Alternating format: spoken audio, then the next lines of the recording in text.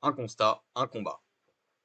Dans un monde où une information en chasse une autre, de crise en crise, toujours ramené dans le présent, bienvenue dans la zone libre pour prendre un peu de hauteur. Dans une société de plus en plus dysfonctionnelle confinant à la dystopie, pour éviter le pire, un constat, un combat. Aujourd'hui, en partenariat avec la revue Disruption, notre émission d'actualité hebdomadaire, La Revue Libre.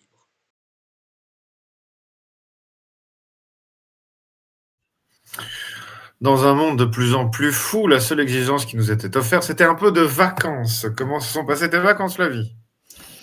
Plutôt bien, plutôt bien. J'étais au Liban, entre autres. Et en Chine aussi, j'ai appris Ah, mais un en petit Chine, peu c'était bien avant. avant. Mais au Liban, à Beyrouth, voir l'état de cette ville qui n'est pas en très bon état, bien sûr. Eh bien, une émission devrait suivre sur cette affaire beyroutienne avec quelques photos et une remontée du terrain, car les tensions du monde ou la recomposition du monde ne fait qu'augmenter. Commençons par l'essentiel. Pendant l'été, on va aujourd'hui vous faire un petit retour sur l'été avec ce que nous avons considéré être les événements les plus saillants. Il est difficile de passer du plus important au moins important, et donc de l'Alaska, la rencontre Poutine-Trump. Est-ce que tu as déjà eu une... Qu'est-ce que tu en as pensé, toi, déjà, de cette rencontre? Alors, moi, justement, je vais te suivre un petit peu sur toutes ces rencontres, puisqu'il y en a encore une à Paris, là, en ce moment. Donc, je suis un peu perdue, parce qu'ils n'arrêtent pas de se rencontrer, mais il ne se passe rien. Donc, je vais plutôt être en réaction par rapport aux faits concrets que tu vas décrire. Parce que j'avoue que j'étais un peu fatiguée de tout ça cet été. J'ai un peu déconnecté parce que on se rencontre. Voilà, il y a un va-t-en-guerrisme de plus en plus forcené de la part des membres éminents de l'Union européenne, que sont l'Allemagne, l'Angleterre et la France. Enfin, à part ça, alors tu vas peut-être nous expliquer un peu qu'est-ce qu'il en est de ces traités de Kensington, de cette Ça, c'est le réunion deuxième point. d'Alaska. Je suis un petit peu perdue, moi, je suis Oui, il s'est passé plein de loin choses. des Lumières. Notons d'ailleurs que le traité de Kensington est absolument inconnu du grand public et a fait très peu de la presse, alors que c'est un deal assez important. Pour revenir à l'Alaska, je peux imaginer que le grand public a été d'abord très surpris, et peut-être positivement dans des attentes de paix. Et les géopoliticiens n'en attendaient rien, comme mon cher Mersheimer, ou de Duran, ou de Neutrality. J'ai oublié le nom de la chaîne, pardonnez-moi. En tout cas, les chaînes de référence de géopolitique anglo-saxonne n'attendaient rien, comme le reste du monde, de cette rencontre. Néanmoins, Marco Rubio a quand même avoué qu'avant la rencontre, il y avait eu des ateliers. Neutrality Studies, excuse-moi, comme ça on est précis. Voilà, les Neutrality Studies, qui est une excellente chaîne. On essaye d'abreuver ici nos auditeurs d'un savoir un petit peu large qui vient un peu de ce qu'on imagine être le meilleur contenu, les meilleurs spécialistes. En tout cas, Rubio lui-même a admis deux choses importantes, que c'était une guerre de proxy et qu'effectivement les Américains avaient une part de responsabilité, ce qui sera admis par Trump devant Poutine, Poutine lui répondant pour le faire un petit peu mousser et en même temps énoncer une vérité peut-être que s'il avait été au pouvoir, il n'y aurait pas eu la guerre. Bon, ça me paraît un petit peu Alors, c'est-à-dire que court. Trump a reconnu lui-même le terme proxy ou non? Rubio et les D'accord. responsabilités de l'administration Biden.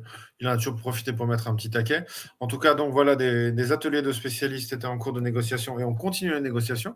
Donc on a une amorce peut-être pas d'une normalisation, parce qu'il va falloir des dizaines d'années avant qu'une confiance se rétablisse réellement entre les deux pays, mais au détriment des Européens, je crois, car je crois qu'on est au menu. On a le début de négociations économiques et diplomatiques.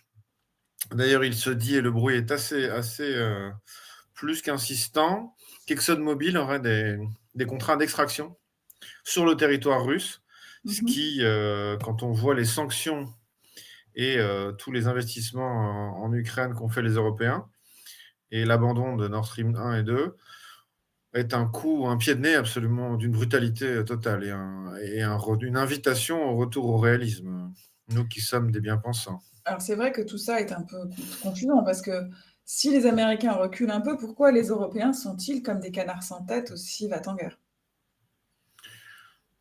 Je ne sais pas. Honnêtement, j'ai du mal à suivre le leadership européen qui, à mon avis, a une absence de vision stratégique totale.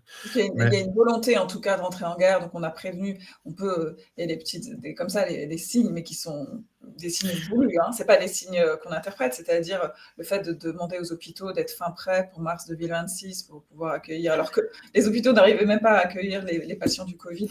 Il faudrait qu'ils puissent accueillir tous les blessés de guerre qui partent en d'un Ukraine. point de vue purement réaliste, l'intérêt des Européens à promouvoir un certain bellicisme envers les Russes, c'est l'acceptation par les populations du coût du réarmement européen. En cela, on peut comprendre la volonté de Macron ou de Merst de souligner le danger russe pour pouvoir faire les investissements nécessaires qui vont coûter cher et demander des sacrifices Réarmement, aux populations. réarmement, fédéralisation, parapluie nucléaire partagé avec les Allemands, toutes ces choses-là.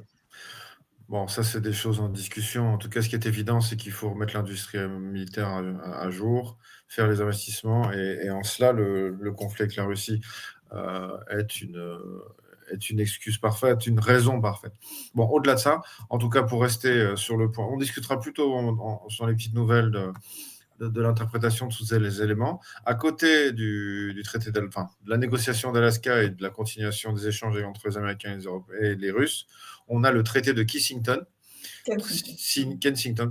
signé entre les États-Unis, la France et l'Allemagne, qui est un rapprochement logistique et militaire et industriel militaire. Donc on a quand même un...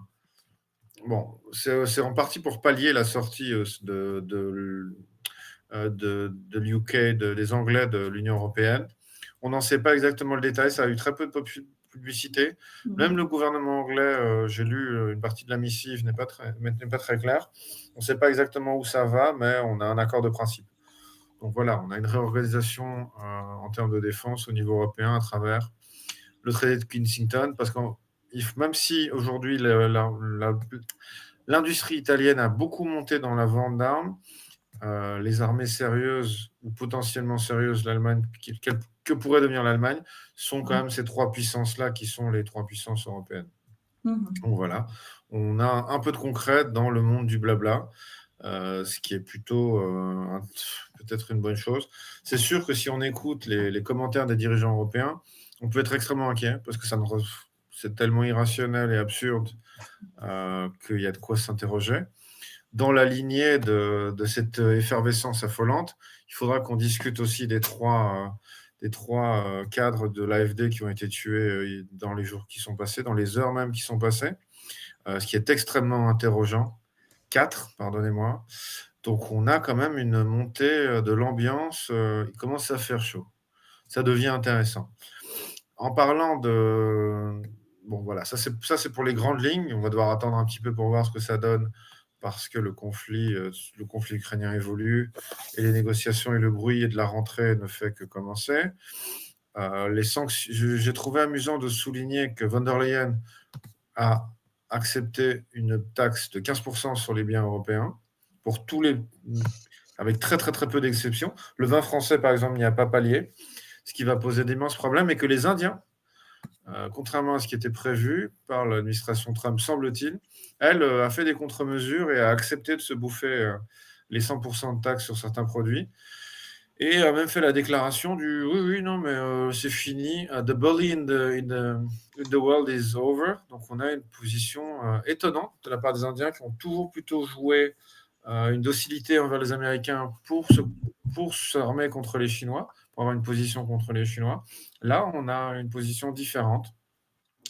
Donc on voit que l'affaiblissement, le plan d'Alaska, c'est un peu pour nous mettre sur la table, mais de toute façon, Anne von der Leyen avait déjà préparé l'entrée et probablement nous prépare-t-elle encore le dessert. Donc on a sur le plan géopolitique général quand même un affaiblissement européen qui devient patent. À côté de ça, se sont réunis les BRICS et en cela, c'est assez impressionnant. Je ne sais pas ce que tu penses de ces grandes lignes de la diplomatie, de cet état général. C'est-à-dire que c'est des grandes lignes qui sont déjà depuis un bout de temps, en fait, hein. C'est un peu, moi j'avoue que je ne sais pas trop quoi en penser? Parce qu'il y a toute cette mise en scène de la Troisième Guerre mondiale que je trouve un petit peu, grandiloquente, un petit peu comme si on avait envie de se rejouer un peu des films parce qu'on comme tout traîne, tout on a envie que quelque chose se passe, en fait. Mais très franchement, c'est bien c'est bien compliqué de savoir exactement, ce qu'il en est. Je pense que toutes ces tensions montent et ne cessent de s'affirmer après voilà. Tu parlais aussi de tensions montantes avec les contrats d'assaut, en Inde et au Pakistan. Non, ça, je vais y venir juste après. Je voulais quand même souligner l'autre gros volet, donc ça, c'est le volet occidental. Pendant ce temps-là, de l'autre côté, avec la très belle déclaration de LCI qui a parlé de l'axe du mal, Ah oui, c'est bien ça. des références historiques qui ne sont pas du tout C'est beau ça. lourdes, comme des immenses casseroles bien clinquantes, c'est absolument ridicule. On dirait un blockbuster américain, quoi. Oui, enfin bon, je veux dire, si c'est de l'axe du mal, on est toujours l'axe du mal de quelqu'un d'autre, hein, j'ai envie de dire.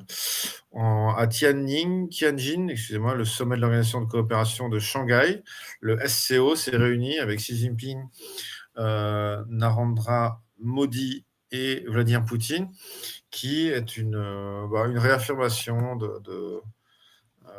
des échanges commerciaux et technologiques. Soulignons que pour l'instant, certes, c'est des associations qui s'enrichissent et sont très prometteuses, mais pour l'instant, on est beaucoup en potentiel quand même. On n'est pas à des niveaux d'intrication si élevés que ça, en tout cas s'il n'y a pas une montée en puissance si forte. En tout cas, on voit quand même qu'on a des fronts qui se dissocient, en tout cas. On a peut-être un vrai phénomène de démondialisation qui prendrait la forme d'une régionalisation. C'est plutôt ce qui semble apparaître. Ouais, enfin, est-ce qu'il y a ouais, oui, est-ce qu'il y a vraiment eu une mondialisation avant avec la Chine, l'Inde et le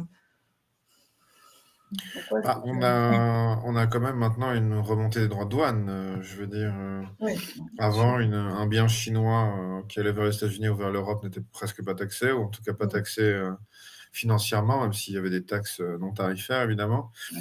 On a toujours été un petit peu protectionniste, il ne faut pas être complètement naïf, mais on a eu une augmentation très très forte et constante des échanges, jusqu'à ce que Madame Yellen, je crois, dise la mondialisation heureuse, c'est fini, on va passer à la mondialisation entre amis, puis quelques mois plus tard, dire la mondialisation, c'est fini tout court, parce que c'est Qui a dit ça? effectivement, je crois que c'est Madame Yellen, directrice de la Banque centrale américaine. Donc on a, et ça date, hein, ça date de 2023, je crois. Donc on a quand même aussi une Amérique qui se rend compte qu'elle n'est plus bénéficiaire des institutions qu'elle a créées et des modes d'échange qu'elle a créés. Il suffit de voir son endettement et sa balance commerciale, ce qui est assez logique. Dans la lignée des tensions, on voit que dans la région asiatique, le conflit Inde-Pakistan a eu un effet positif, même si disons que la plaie n'est pas tout à fait refermée. C'est le méga contrat de Dassault qui a triplé ses commandes sur le carnet de commandes auprès de l'Inde, ce qui est assez, pour moi, inattendu parce que j'avais pensé, contrairement à la réalité, que la perte des avions avait plutôt décrédibilisé Dassault.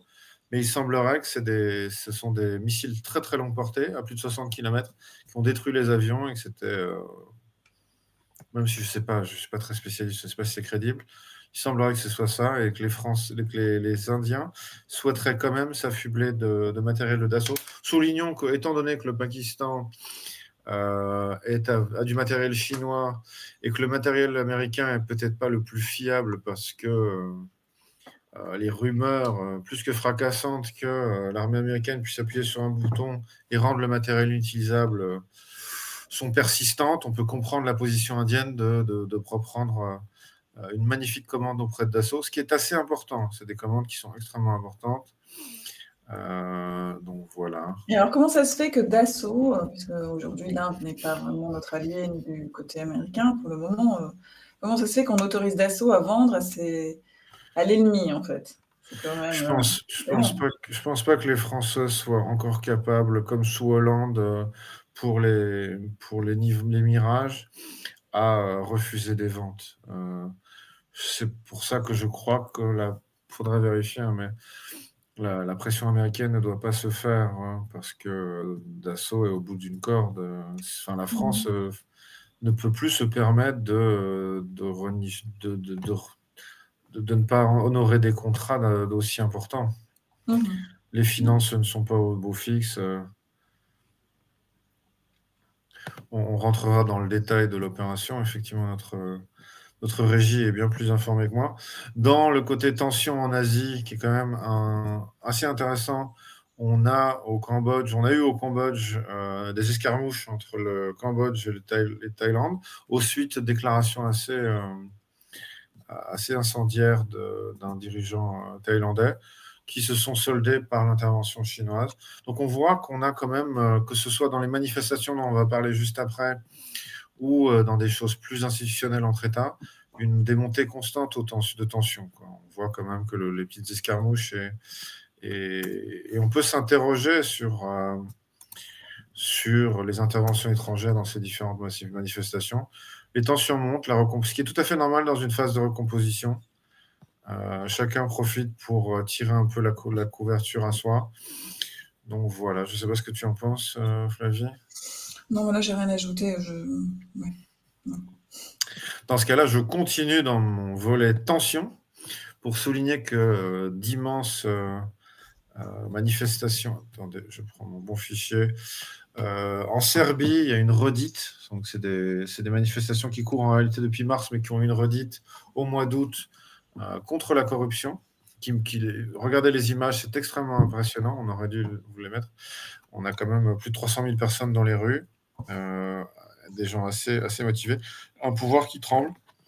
On voit, c'est assez intéressant. Je me demande si c'est pas quelque chose qu'il faut affubler aussi aux réseaux sociaux, dans le sens où on a accès quand même à des pays qui fonctionnent grâce aux réseaux sociaux. Et quand on voit ses propres politiciens comme des corrompus terminaux, on se dit en réalité, il y a moyen de faire autrement.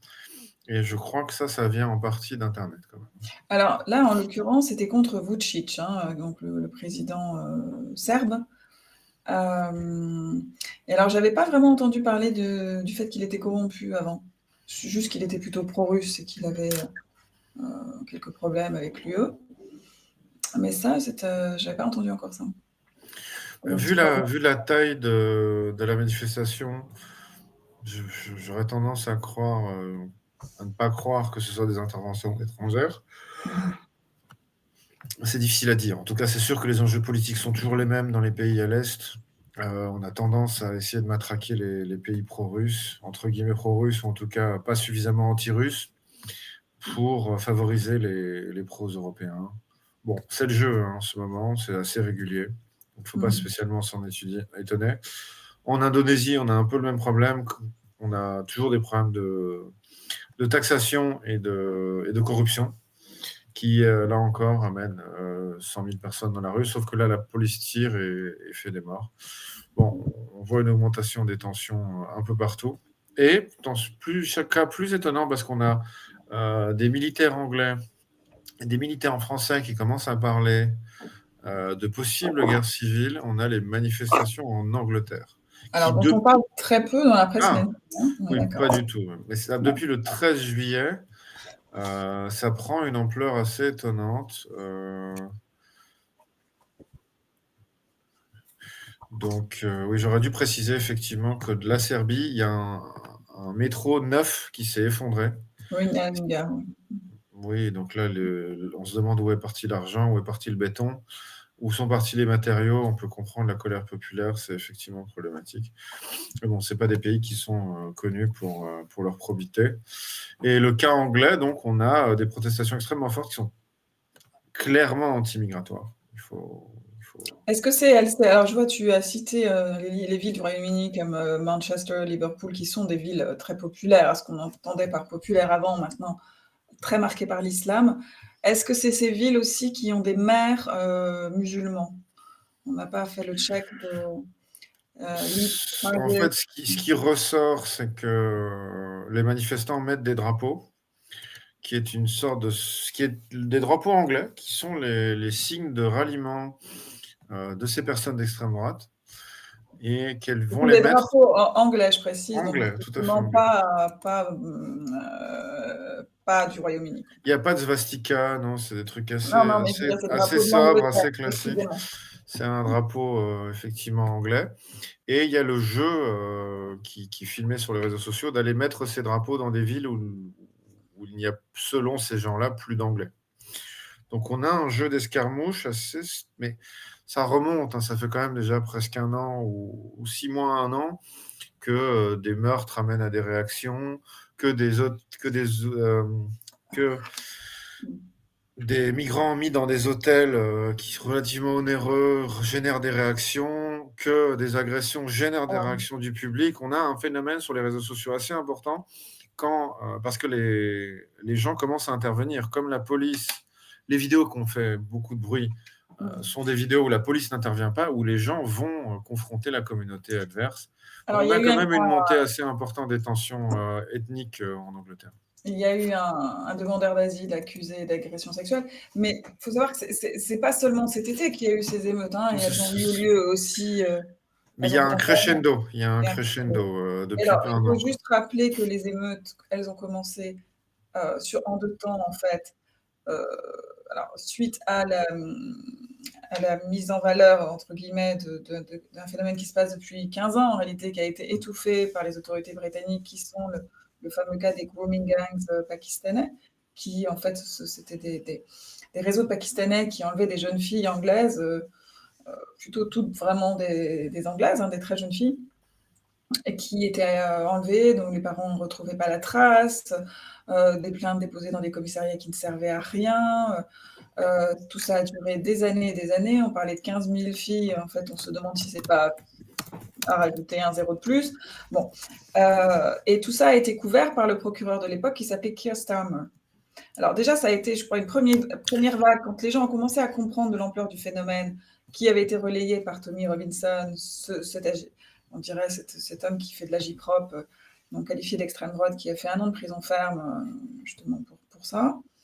Ça, c'est première étape. Et la deuxième étape, ça a été l'assassinat de 3 petites filles dans un cours de danse, je crois que c'est récent, c'était l'année dernière, par je ne sais pas quel était son statut en termes de papier, mais enfin par un jeune homme d'origine rwandaise. Donc ça a été les 2 événements comment dire, fondateurs. Après, résultat, comme il y a régulièrement des agressions sexuelles et voilà, donc ça, les émeutes peut-être se calment et puis repartent à chaque. Voilà. Juste pour donner un petit. Merci pour le cadre, effectivement. C'est une chronologie qui effectivement s'étale dans le temps, mais on a vraiment une cristallisation cet été. C'est-à-dire qu'on a un phénomène qui se codifie. C'est-à-dire que systématiquement, et c'est aussi pour répondre à la presse anglaise qui maintenant a vraiment désigné le drapeau anglais comme d'extrême droite, eh ben, ça a fait réagir les mélanges d'hooligans, les mélanges de populations dites d'extrême droite en face, qui eux maintenant on carrément s'amuse avec ce drapeau. C'est-à-dire des petites réunions, des grosses réunions, des immenses manifestations où simplement quelqu'un en mobilette avec son drapeau ou un petit peu agile qui va mettre un drapeau en haut d'un feu rouge dans des villes plus à gauche. On a un phénomène qui prend une ampleur et qui vit sur les réseaux sociaux. Évidemment, beaucoup diffusé par M. Musk. Musk et ce fameux Tommy Robinson. Alors moi, Mais Musk a quand même été dire la semaine passée que la seule solution, c'était la remigration.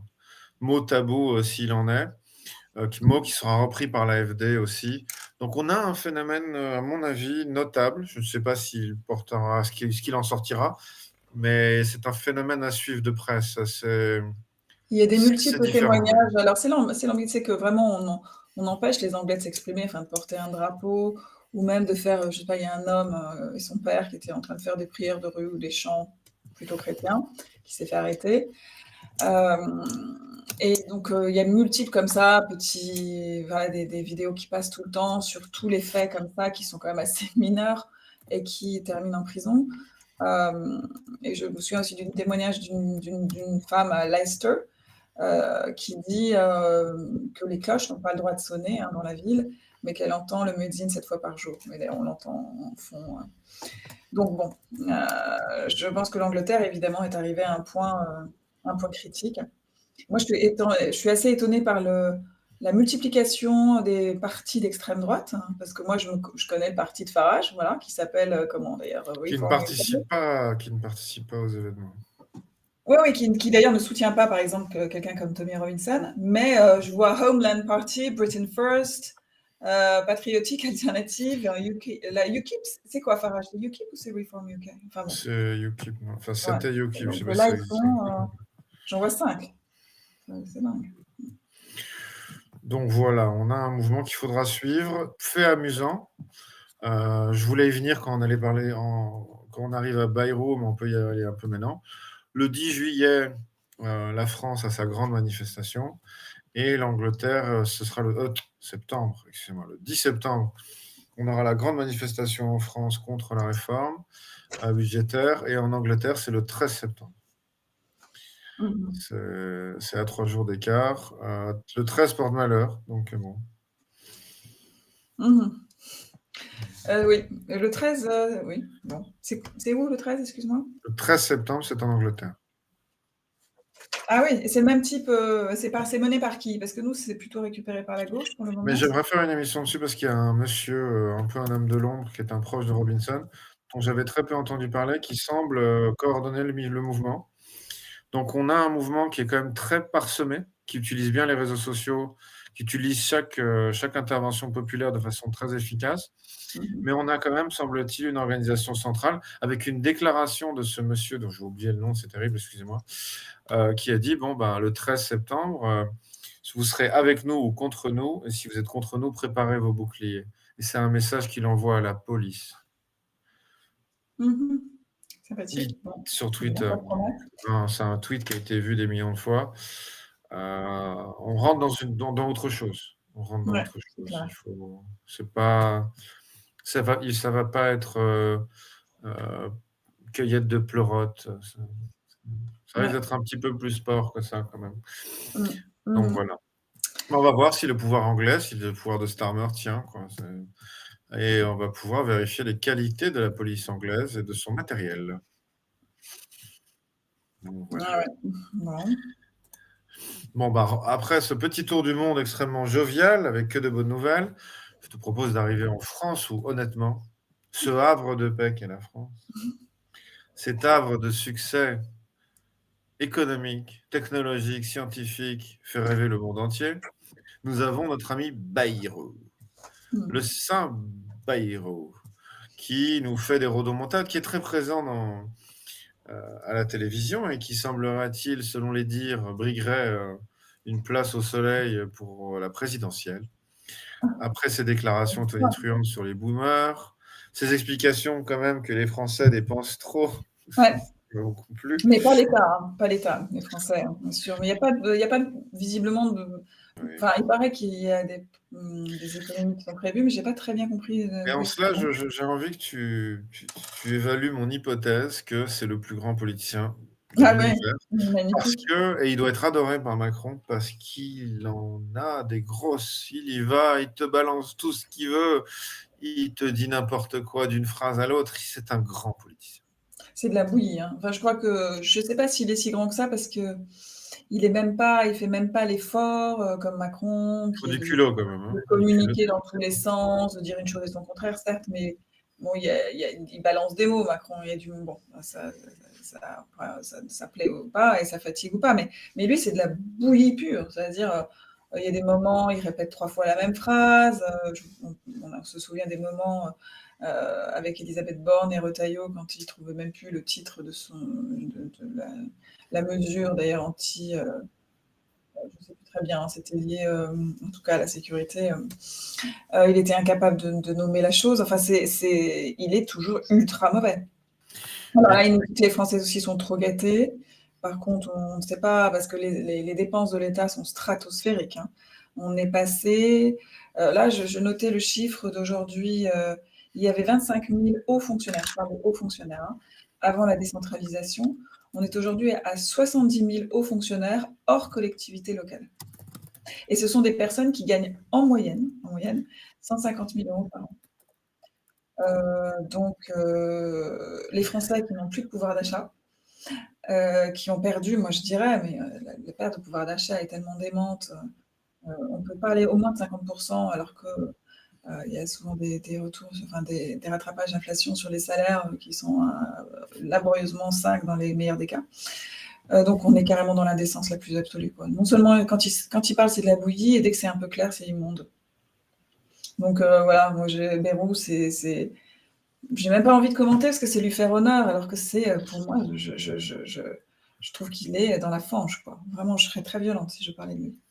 Il faudrait décortiquer les dépenses de l'État, qui sont assez amusantes. J'ai eu l'occasion d'avoir un médecin qui est proche d'une ARS qui m'a fait l'organigramme de l'hôpital où il travaillait. Et une proportion absolument ubuesque du budget est dédiée à L'administration. la communication, des contrôles de gestion, des contrôles de qualité de vie du patient, le handicap, dans des trucs absolument délirants. Et en fait, ce n'est pas seulement qu'il y a trop d'administratifs, c'est aussi qu'ils ont mis plusieurs casquettes dans plusieurs commissions, même au sein de l'hôpital. Alors, je n'ose même pas imaginer au-dessus. On est sur des fromages, de fromage. C'est grand. C'est grand. Il faudrait une fois décortiquer, on le fera avec plaisir, mais ça nous prendrait des jours et des jours. C'est absolument délirant. Mais bon, voilà, donc moi, c'est vrai que commenter l'actualité nationale, je trouve que c'est même. Mais tu remarques voilà. que c'est là où tu sous-estimes Bayrou. Tu t'es fait hypnotiser parce que tu as quand même commenté sa prestation en oubliant que le budget était complètement foireux et qu'il n'y a aucune réduction de dépenses. Ce qui est quand Non, même mais je l'ai dit, ça. génial. C'est évident. Enfin voilà, c'était notre petit retour sur l'été et la prospective aussi d'une belle rentrée. Je ne sais pas ce que tu en penses, Flavie. D'une belle rentrée, oui, pour terminer sur Bayrou, sans doute un nouveau Premier ministre, une dissolution, donc j'imagine à la clé, avant, donc pour un nouveau Premier ministre. Pour quoi? Olivier Faure? Qui? Enfin, Mélenchon. on n'a même plus envie d'y réfléchir. Mélenchon, c'est l'heure, là, c'est Mélenchon. Non, a priori, ça devrait aller à droite, si on suit quand même.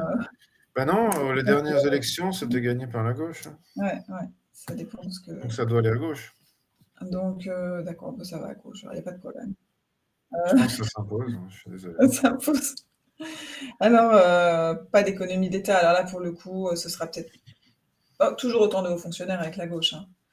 Et on touche pas à tout ce qui est lié à la sécurité sociale, qui, a priori, j'étais étonnée de l'apprendre, n'est pas un des plus gros postes des dépenses de l'État. C'est vraiment les dépenses de fonctionnement de l'État qui sont, a priori, la sécurité sociale, si je ne me trompe pas. Ça dépend comment tu comptes, parce que tu viens de faire 2 morts dans le public. Non, je pense que ça dépend comment on le voit. Mais c'est quand même vous avez un budget des dépenses sociales, un budget social, entre guillemets, qui englobe beaucoup de choses, qui rivalise avec le budget militaire américain. Non, mais elles sont très importantes. Mais c'est-à-dire que les dépenses sociales sont très importantes, mais comme le budget d'État les dépenses sont obèses, enfin énormissimes, et ben finalement au sein de ce budget-là, bon déjà je lis la sécurité sociale, c'est 25% de la richesse nationale. Je pense qu'il ne faut pas étudier un sujet pendant une émission, on le traitera en détail. Bon, moi je te propose de finir là, comme ça on a un truc un peu compact pour le retour, pour nous faire un petit retour de ce qui était important pendant l'été. On fera des émissions plus approfondies, parce que je crois que l'actualité du mois de septembre va être particulièrement riche. Et on va s'atteler à en être des bons rapporteurs. De toute façon, on a encore les petites nouvelles. Nous avons plusieurs émissions qui se sont faites avec des invités en présentiel que nous espérons vous plairont. Et nous allons enchaîner sur les petites nouvelles. Flavie, un grand merci pour cette belle rentrée. Merci. Et nous saluons tous nos auditeurs. Nous saluons évidemment Noah à la technique. Et nous vous disons à bientôt. À la semaine prochaine.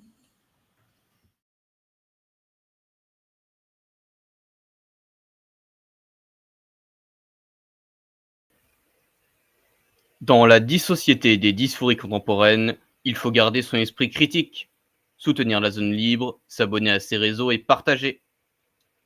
Dans la société des crises, en dissolution, être dans la zone libre, c'est passer du constat au combat.